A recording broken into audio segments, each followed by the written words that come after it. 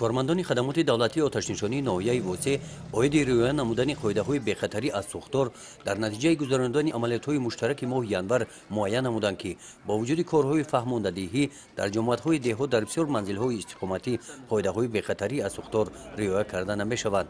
استفاده نادرست ناقل‌های برقی، استفاده از گرمکنک‌های خودساز در چارطاق خانه‌های استقامتی نگاه داشتن کوه و هیزم آشکار گردیده عاید عاقبت‌های ناخوش آن که به حادثه‌های سوختار آورده می‌رسانند ساکنان آگاه کرده شدند.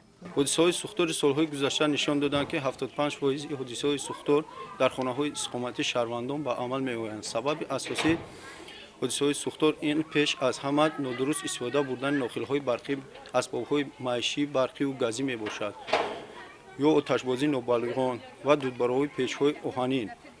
از این لحاظ کارمندان خدمات دولتی آتش‌نشانی بهر پیشگیری نمودن حادثه‌های سوختار عملیات‌های مشترک در کوچه‌های شهرک وسه و دهات گذرانده ایستاده‌اند. چطوری که به همگان معلوم است اکثریت شهروندان در چارطاق خانه‌های استقامتی خود هیزم و کوه نگاه می‌دارند که این باعث سر زدن حادثه سوختار می‌باشد.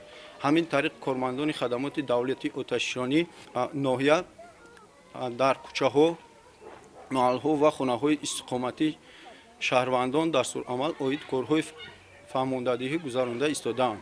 ماه ینور در ناحیه وسه 3 حادثه سوختار به قید گرفته شده است که 2 تای آن سوختار در منزل‌های استقامتی و دیگری به مسئولیتی والدان که از آتشبازی نابالغان یک واسطه نقلیات سوخته نابود گردید.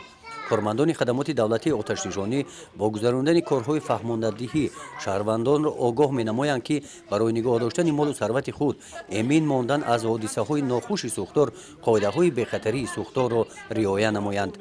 گزارش خواجه نظریف خدای نظر ظهوروف از ناحیه وسه برای برنامه اطلاعاتی نوید.